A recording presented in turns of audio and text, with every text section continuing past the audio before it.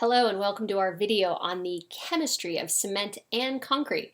After watching the video, you should be able to describe calcium silicate hydrate and calcium hydroxide and their roles in concrete strength and durability, explain the difference between setting and hardening, and then describe what initial, final, flash, and quickset are, and finally explain the roles of tricalcium silicate, dicalcium silicate, tricalcium aluminate, and gypsum in the development of concrete and compare their usefulness in the mix.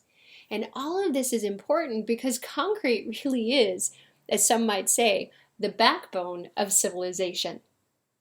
Concrete has been around for millennials. 2,100 years ago, the phenomenal Pantheon in Italy was built in Rome. And not only do you have the amazing concrete facade, but the concrete dome in the inside, which is unreinforced concrete, is an engineering marvel today, and it was an engineering marvel when it was built 2,100 years ago. The Roman aqueducts, built around 1,600 years ago, still standing. In fact, Roman concrete is more durable than the Portland cement concrete that we use today and better to resist weathering and other attack of chemicals, sulfates, etc. It's pretty impressive stuff. But of course, we have beautiful things today out of concrete. You always have to love a bridge by Robert Molliert. And these phenomenal buildings that are made out of concrete, and concrete is perfect for this because you can form it in any shape, but the creativity and engineering that the engineer has to put in to try to get this shape is pretty impressive. So how do we get these amazing shapes from this? How does that even happen? Well, it turns out that the number one thing that affects that is cement. So how do we get that from cement? So let's remember where cement comes from. We've talked about this before. We have our limestone quarries. We get our limestone. We're going to mix our fine ground limestone with a clay. We'll probably add in a little bit of sand, and we're going to send that all through the kiln. Out of the kiln comes something called the clinker, and that clinker gets cooled, mixed with gypsum, and then all finely ground together. And how fine it's ground actually can affect how quickly you gain strength. And so we're saying, well, we just pretty much add limestone and clay together, fire, we get cement. But why limestone and clay? I mean, what is that all about? And the deal is that limestone is a calcium carbonate, and we really need that calcium. It's a key ingredient in the molecules that allow us to have cement form concrete.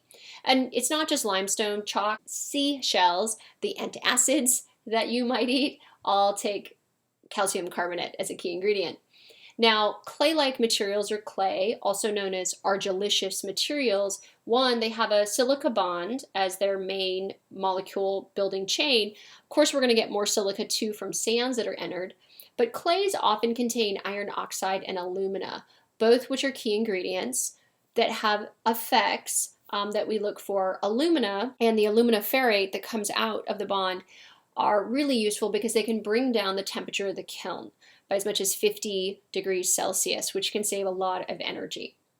So again, we said out of the flames of the kiln, right, we get our clinker, but really we're getting 4 molecules. So the first molecule we get is dicalcium silicate, which we'll shorthand call just C2S. Then we're going to get tricalcium silicate, and then we'll see tricalcium aluminate, and finally tetracalcium alumina ferrate. Right? Now, if you want more details in the actual molecular structure of these, you can see the Mamluk text, table 6.1. But just really quickly, dicalcium silicate is going to hydrate, react with the water really slowly, so you get a lot of strength gain from this after the first few weeks, not initially. So it's usually only about 15 to 30% of the cement, versus the tricalcium silicate hydrates very quickly, gives you a lot of early strength, so it's the largest portion of the cement.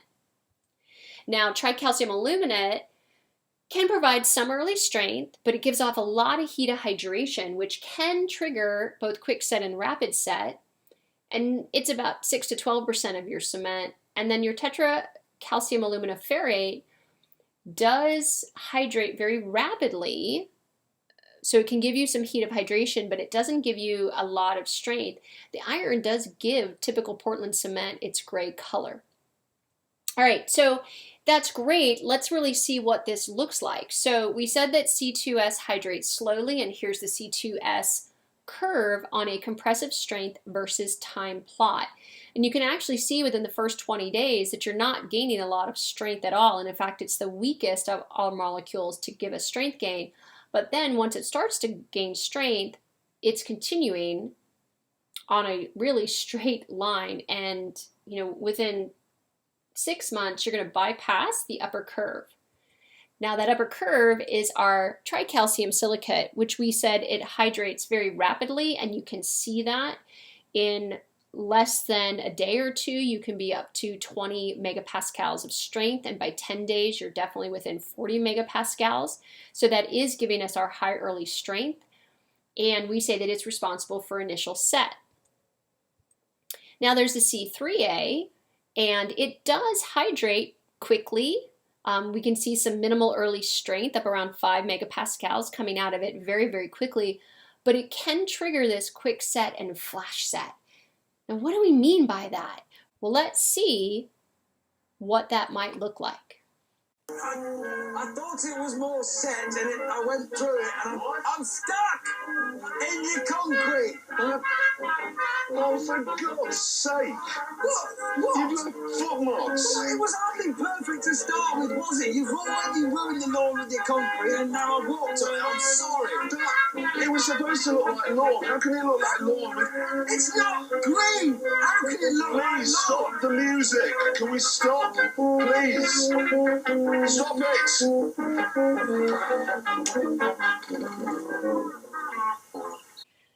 And so that rather silly video shows a gentleman walking through wet concrete. You can actually see his footprints here in the back. He didn't plunge all the way through. He went partially through, and then finally got to a point where he was stuck. And so let's talk about what these definitions were of setting concrete. And so concrete typically has 45 minutes to an hour of workability, where you can get it into the forms around the rebar, etc., before it stiffens.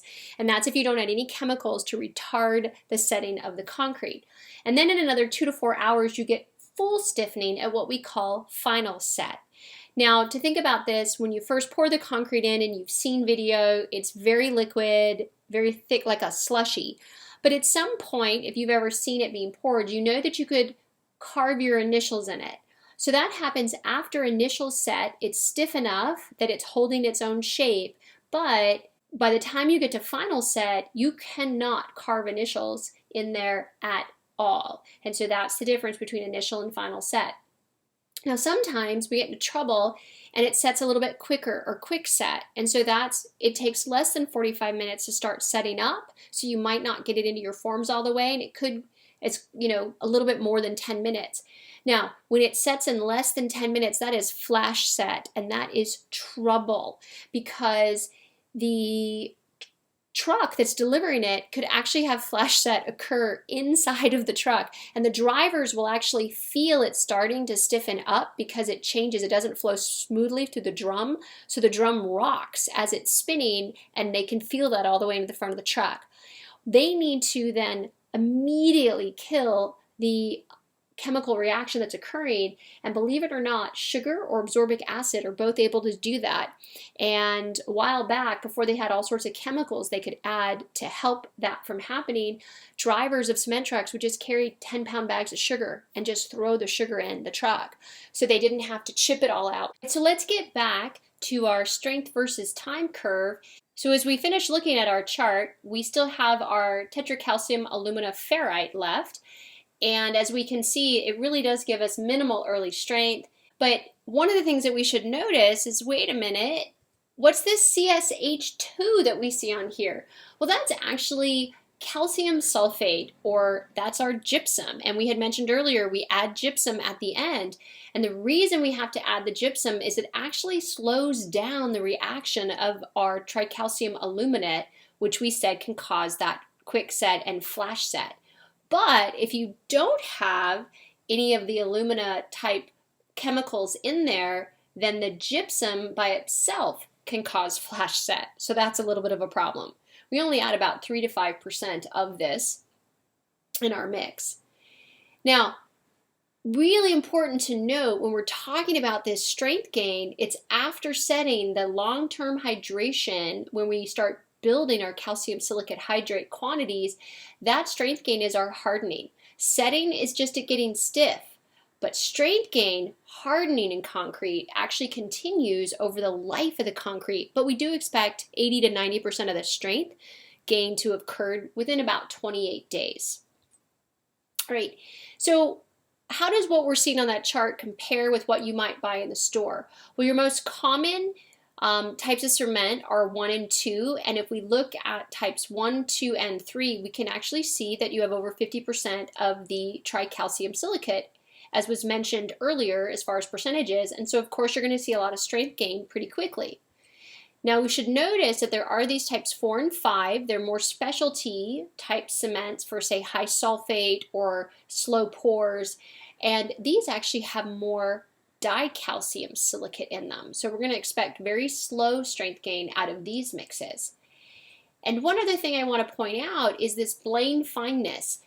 We talked about that we grind the cement, the clinker and the gypsum together at the very end. The finer you grind it, the more expensive it is, but the faster it will hydrate because you have a smaller surface area, so more opportunity to get in contact with water.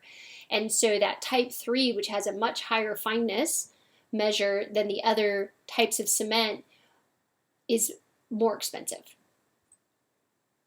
All right, and in your text, you do have a table that gives you some general idea of when these concretes or types of cement might be used.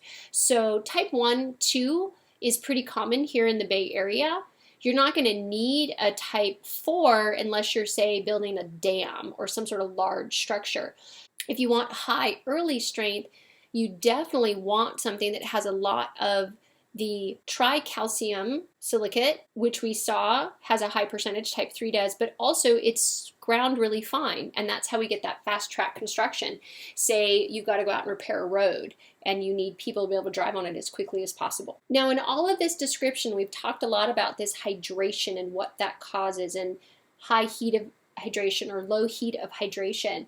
And so quick reminder, we know that hydration is just the water reacting with the cement particles. We know that CSH is the matrix that binds everything together and gives us our strength, and we get that through the hydration process, and our cement continues to hydrate and harden to give us strength, and of course we're left with calcium hydroxide as part of a byproduct of the chemical reaction, which is just a crystalline structure that fills voids in the concrete to improve the durability but doesn't provide strength. But we really want to know where that CSH really comes from during hydration. And so the dicalcium silicate actually hydrates really slowly. That's why it has low heat that comes out. But about 82% of the final cement paste that you get will be calcium silicate hydrate, as opposed to only 19% of it is calcium hydroxide. So that's why you get that long-term high strength when you have a lot of the C2S. But your C3S, your tricalcium silicates, those are the ones we saw hydrated really quickly, but they only end up with about 61% of CSH. And so that's problematic because then 31% of your hardened paste is calcium hydroxide. So that's why the C3S mixes aren't going to get as much long-term strength in the end as a C2S. But when we think about jobs and being able to get quickly into the next phase of a construction project, having that C3S is really important because we get that high early strength to keep us moving forward. And if you're adding a pozzolan that reacts with the calcium hydroxides to form more CSH, then you're almost in a win-win situation because you have high early strength from the tricalcium silicates and you have plenty of calcium hydroxide for the pozzolans to bond with to then have you have long-term strength growth as well. Now, that water to cement reaction, that hydration we keep talking about, it's exothermic. Exothermic means it gives off heat. Now, you're probably not roasting any marshmallows over that heat, but that heat can be an advantage or a disadvantage. If there's too much heat, it can actually accelerate the hydration and cause you to set too early. Lots of heat also in large pores can lead to thermal expansion, and then you'll get cracking. So when you're doing a large pour like a dam or a big thick matte slab, you need something that hydrates very slowly. Also, what do you do if you're building in a really hot area or a really cold area? Well, hydration can come into play there as well. Let's first look at hot areas. So the Burj Khalifa has a lot of concrete decks on each floor, and it was up to 50 degrees Celsius while they were building that. So what do you do? Well, with the Burj Khalifa, one of the first things they did is they built at night. This is actually during the construction. They set records of pumping concrete elevations. And they also were chilling the water that they were using for the mix. So it's like they were setting up a concrete Slurpee. But another thing you can do is actually inject liquid nitrogen into the cement truck and then send it out to the job site so it can stay cool, and that will also slow down the hydration. Now, in cold temperatures, you have the reverse problem. If it's too cold, that can actually inhibit the reaction and your concrete never sets. And so having that heat of hydration, if you can put down thermal blankets or build a protective covering to trap in that heat, you can actually then allow hydration to occur. If you don't take care and create some sort of protection, then you can actually get something like we see here, and this is where as the cement particles were growing, they froze, and you kind of have cement snowflakes, and that's problematic. So hydration and controlling the temperature while the concrete is setting and then hardening is very important. So concrete really is awesome. I love this stuff. It's very powerful what you can do with it. So hopefully after watching this video, you can now do the learning objectives that we established. Thanks for watching.